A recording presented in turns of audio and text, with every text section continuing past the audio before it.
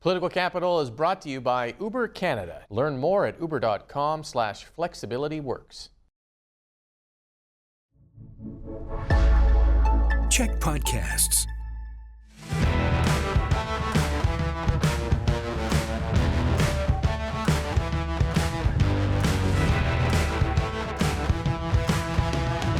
Hey everyone, and welcome to Political Capital, your source for all the latest in BC politics. I'm your host, Rob Shaw. Thank you so much for being here in another busy week in provincial politics. Thank you to our sponsor, Uber Canada, as well, for being a big supporter of our show. Donald Trump backing down temporarily from his threat of Canadian tariffs, throwing into disarray in the last couple of shows, if you've been listening, BC's political agenda and the agenda of the world, essentially, starting a global trade war. But we are going to begin there with the pod squad: Jeff Ferrier, Allie Blades, Jillian Oliver here each and every week.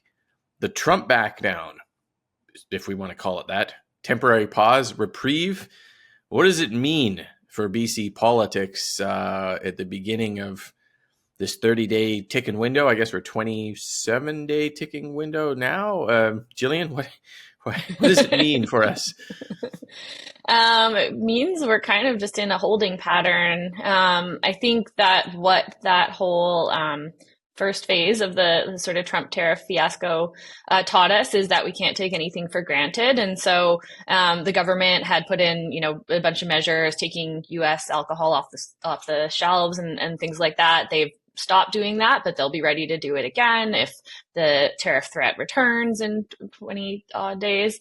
And they're also moving ahead with doing a bunch of other things to sort of diversify our economy, fast tracking a bunch of projects, kind of getting on with the business of recognizing that the US is not the economic ally that it once was, and kind of assuming that this threat could be back. The premier said, if we wake up to another tweet tomorrow, then we're back on. And I think that really speaks to sort of the uncertainty and the chaos. I would expect that now the president has a system where every 30 days he can kind of like extract an apparent win. He got the fentanyl czar this time.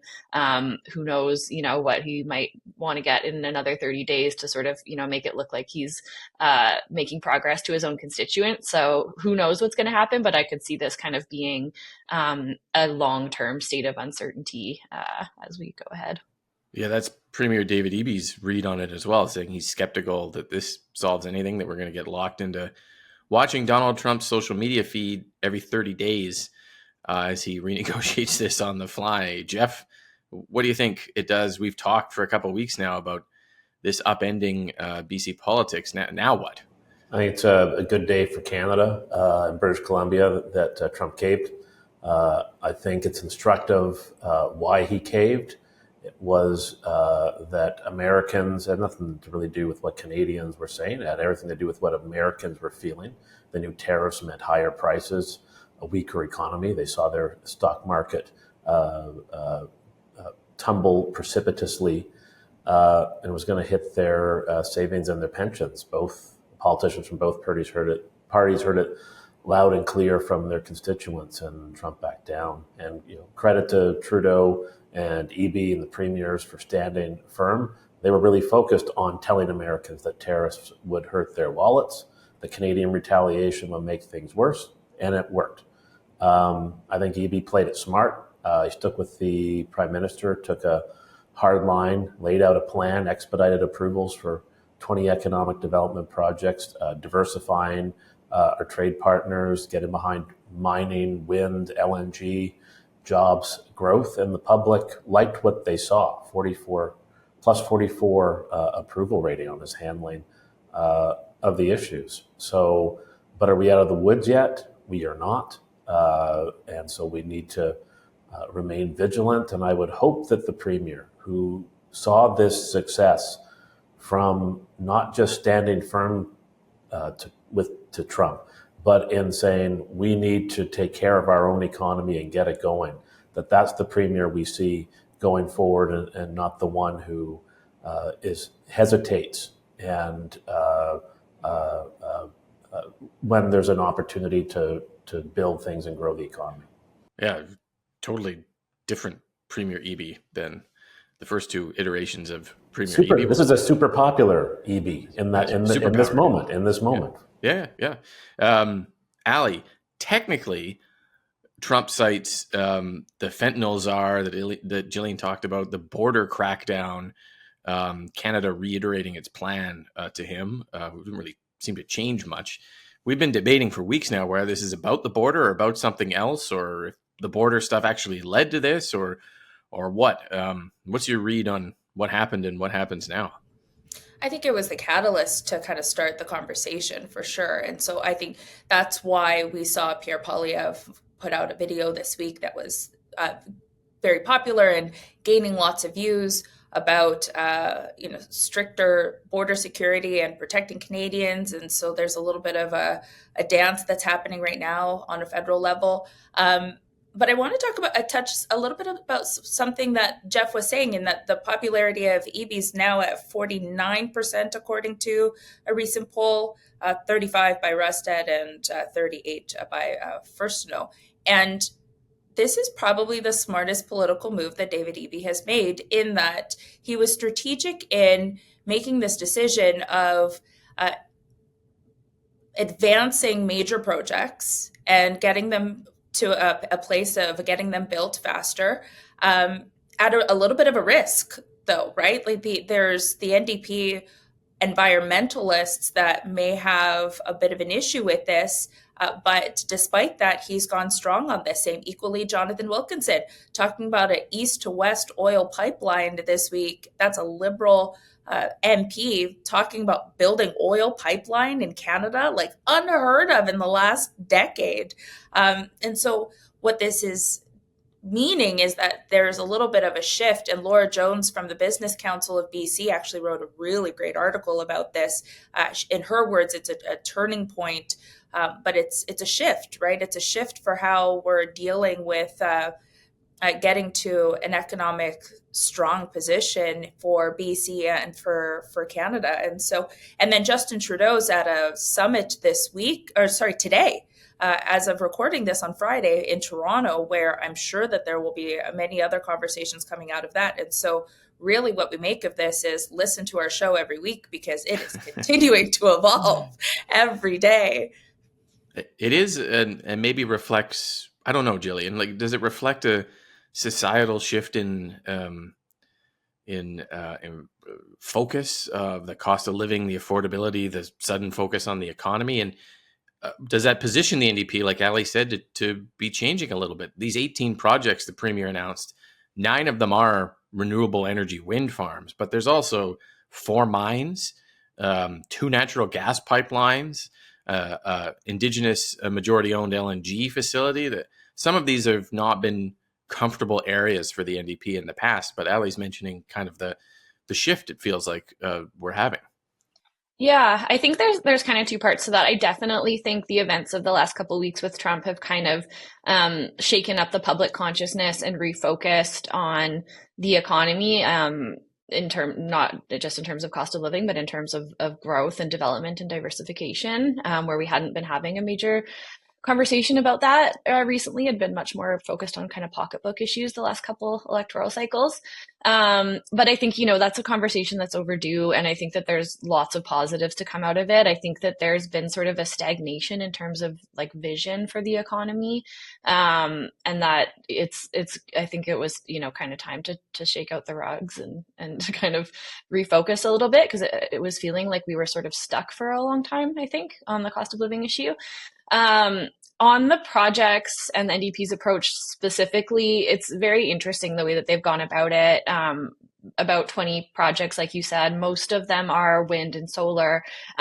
Those I don't think are going to be very controversial. And those are the projects that the government is putting under the sort of single window energy regulator and exempting from environmental assessment. Mining and transmission lines to support LNG projects are still going to be subject to that. And those are the ones that are going to be more controversial. I think it's going to be hard for the Green Party, as well as Green Voices and the NDP, to oppose like hard renewable projects right now.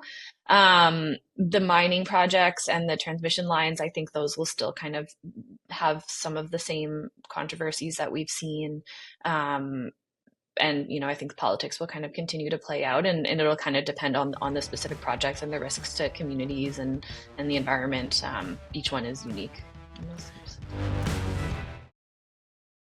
It's interesting, Jeff, part of this is viewed as helping the government grow the economy to generate revenue to sort of balance the books and get us out of this deficit. But man, getting a mine going in British Columbia takes 10 years. Even if you fast track some of these, they're already in place for 4 or 6 years in the process they've been trying to go through. Even if you exempt the wind farms from environmental assessment and kind of push them forward, that's a couple years probably.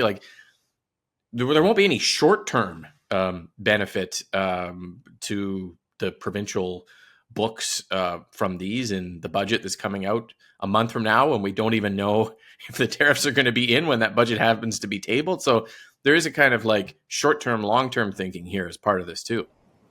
I think there's some midterm thinking here as well, because if you speed up permitting and approvals for projects like this, you get to the construction phase an awful lot sooner, and that pumps money into local economies in terms of, and to the provincial treasury because of the employment that it takes to build these folks. I do want to tackle head on folks who are saying that this is going to mean expediting projects means lesser environmental standards. It's not. They're wrong. And the reason that you know this for sure is that industry doesn't want fast-tracked, lesser standard, flimsy approvals. They want legally sound ones. They want ones that can withstand court scrutiny. And if they are weak reviews that don't take into account environmental and First Nations concerns, they're going to get tossed out of court, and the companies will be waiting even longer for their approvals.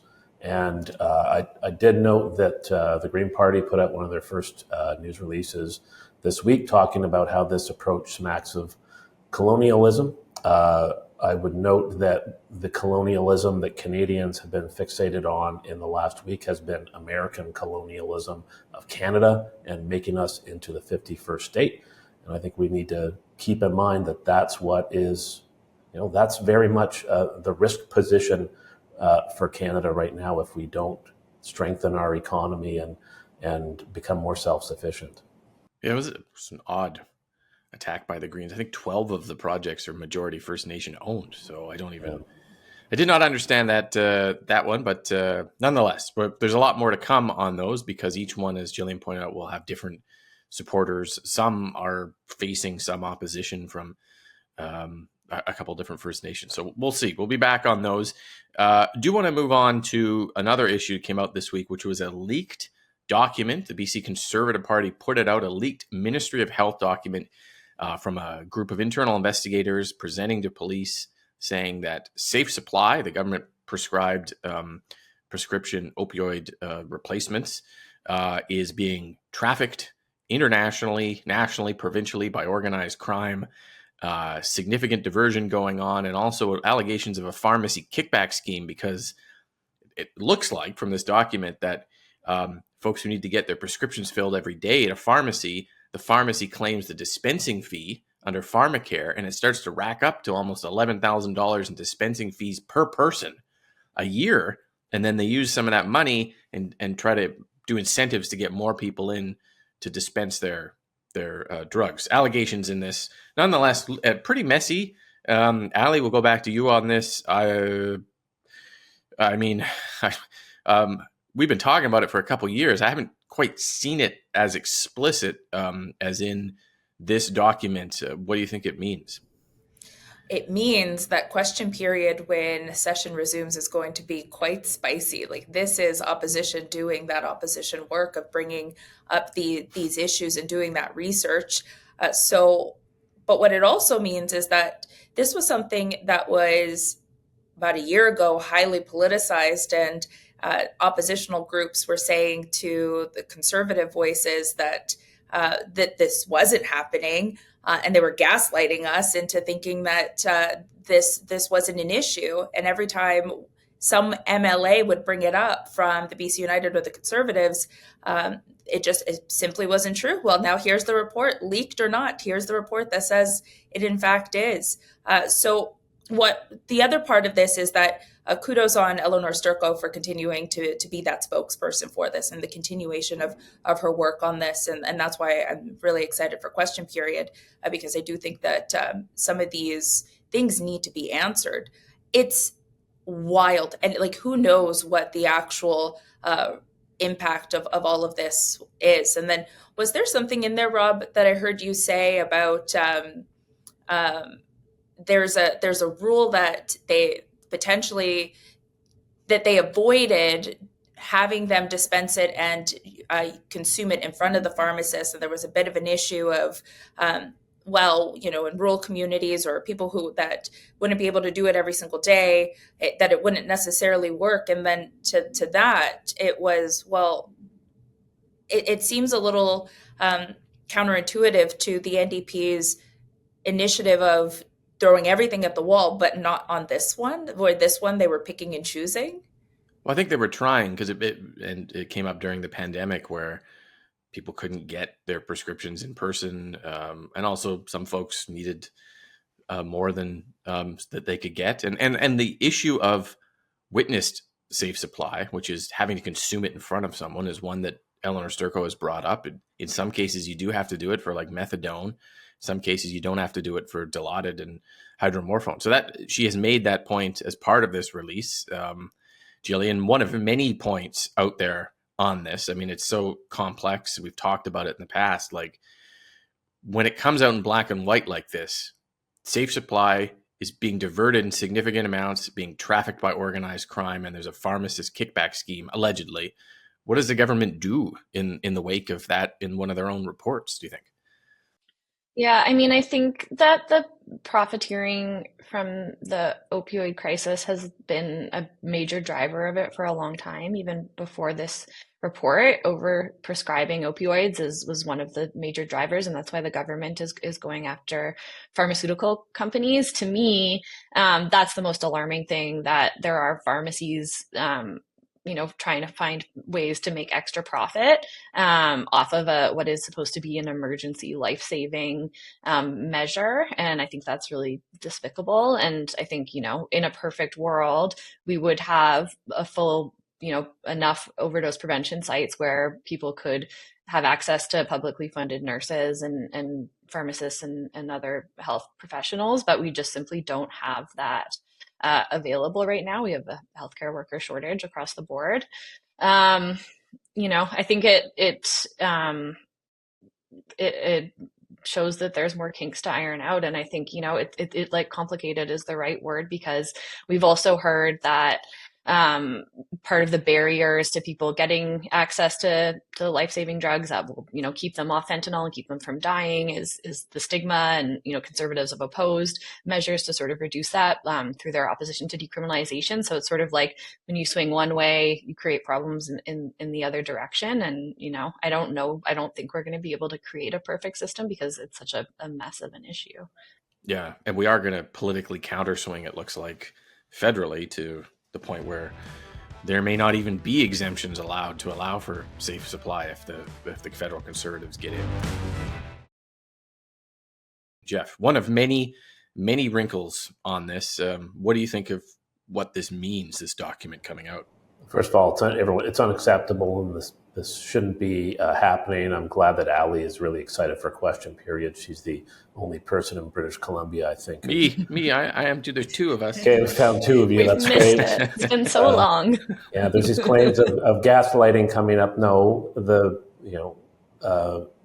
the lead up to this, the NDP has faced these suggestions from opposition, and they didn't seek confirmation from Bruce Banman that it was happening. They sought confirmation from police, and for an awful long time, police said it's not happening. Government became aware of it, brought in the police as they should, and they're investigating and taking action. This is an NDP report created for police to help them crack down. And hooray for Eleanor Sturko and the Conservatives. They leaked a report in the middle of a police investigation, making it harder for police to do their jobs and harder to prosecute, and giving a heads up to the pharmacies who are under suspicion of this. That's going to really help police catch those folks. If it blows the investigation to have a document saying diversion out 2 years after it's been maced every day in the legislature, we need a better police department. There's broad claims of it happening, and then there's specific claims of particular pharmacies engaged in this behavior. And those folks have a leg up now because this has been released. And Eleanor Sturko, last I checked, was a police officer, and she, of all people, should know how inappropriate it is to launch this off into the ether to score some political points. Everyone agrees it's unacceptable. Everyone agrees it shouldn't be happening, but we should be supporting the police as they investigate and try to bring these folks to justice. If there's anything that government is responsible for, it's lack of compliance and oversight. They should have had more eyes on the program, making sure that it was working as it should. So if there's one place to hold government accountable, it's there. Well, I'll give the Globe and Mail's Andrea Wu credit because she reported pretty much all of this a year ago in the paper, March of 2024. Now it's in a document with an investigation a year later. I'm not sure why that's taking so long, but it didn't name the pharmacy. So I will say that it's just said 60 plus. So it wasn't a leak that pretty sure the pharmacies know who they are. Well, they knew who they were before this PowerPoint came out too. But yes, nonetheless, a very interesting question period issue for the two people who watch it. Myself, Allie, my cat. Your cat making some noise down there. Also watches it. And you, the viewers, and you probably hear and listen to Question Period every now and again. Thank you for watching the show this week. We will be back next week with all the latest on Trump because it just never ends. And all the latest in BC politics as we get close to the start of the legislative session coming up in February, and then the budget in just a few weeks after that in early March. So a lot going on. Thank you to the panel for being here. Thank you for watching. Make sure you subscribe to the audio podcast. We have an extended discussion about BC United. Yes, it's still around, and we're talking about it in the podcast as well. We'll see you next week with all the latest here on Political Capital. Political Capital is brought to you by Uber Canada. Learn more at uber.com/flexibilityworks.